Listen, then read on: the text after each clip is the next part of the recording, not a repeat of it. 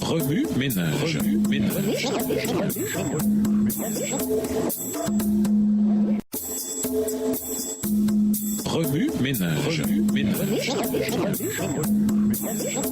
Bienvenue à votre émission Remue ménage. Nous voilà à la leçon de jeudi. Adorer Dieu en tant qu'Église. Lisons Ésaïe 58, verset 14. Ésaïe 58, le verset 14. Alors tu mettras ton plaisir en l'Éternel, et je te ferai monter sur les hauteurs du pays. Je te ferai jouir de l'héritage de Jacob ton père, car la bouche de l'Éternel a parlé. La manière dont nous adorons le Seigneur en dit long sur notre état en tant qu'Église. Lorsque nous adorons Dieu, nous devons l'exalter, le glorifier, l'honorer d'une façon qui lui soit agréable. À travers notre soumission, notre contrition et notre humble supplication, notre adoration doit démontrer notre loyauté envers Dieu, lequel nous donne l'occasion d'échapper à l'esclavage du péché. Mais comment mettre ceci en pratique en tant qu'Église? L'adoration en tant qu'Église joue un rôle important pour raviver le feu spirituel, comme en témoigne le jour de la Pentecôte, acte 2, les versets 1 à 4. Elle nous rassemble aussi dans l'étude de la parole de Dieu, la prière et la communion fraternelle. Elle est l'une des façons les plus extraordinaires de conserver la grâce de Dieu dans notre vie. L'adoration ne devrait pas être une expérience purement privée. L'adoration individuelle, privée, n'est pas mauvaise. Mais, comme le dit un auteur, il y a un élément de l'adoration et du christianisme qui ne peut se faire en adoration privée ou en regardant un service d'adoration. Il y a des grâces et des bénédictions que Dieu donne seulement lorsque nous nous réunissons avec les autres croyants. Voici quelques-unes des bénédictions dont nous faisons l'expérience lorsque nous nous réunissons en tant qu'Église pour adorer le Créateur. Premièrement, l'adoration collective réveille notre vigueur spirituelle. Lorsque nous adorons Dieu ensemble, nous nous soutenons les uns les autres. L'unité dans la prière peut donner de merveilleux résultats. Martin Luther a dit un jour, « Chez moi, dans ma propre maison, il n'y a aucune chaleur ou vigueur en moi. Mais à l'église, lorsque la multitude est réunie, un feu s'allume dans mon cœur et grandit. » Deuxièmement, la communauté procure l'assurance. Faire partie d'une communauté de foi nous assure que nous sommes une famille en Christ. L'adoration dans notre église locale dirige nos regards vers l'adoration de l'église collective dont le Christ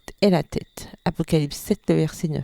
Troisièmement, l'adoration collective fait grandir notre foi. Pendant l'adoration collective, nous participons à l'édification, à l'encouragement et à la consolation. 1 Corinthiens 14, verset 3. En même temps, adorer ensemble en tant qu'Église nous aide à contempler le Christ ensemble. Nous tous sommes transformés pour être semblables au Seigneur et nous passons d'une gloire à une gloire plus grande encore. 2 Corinthiens 3, verset 18. Dans la mesure où nous croissons ensemble en tant qu'Église, nous pouvons adopter des pratiques qui nous permettent de réaliser des actes de justice sociale de façon collective, comme un seul corps en Christ. Remue ménage, dans quelle situation sommes-nous censés adorer Dieu collectivement, en privé? En quoi le fait d'adorer Dieu en tant qu'Église nous aide-t-il à exercer la justice sociale? Au revoir. Et à demain si Dieu veut.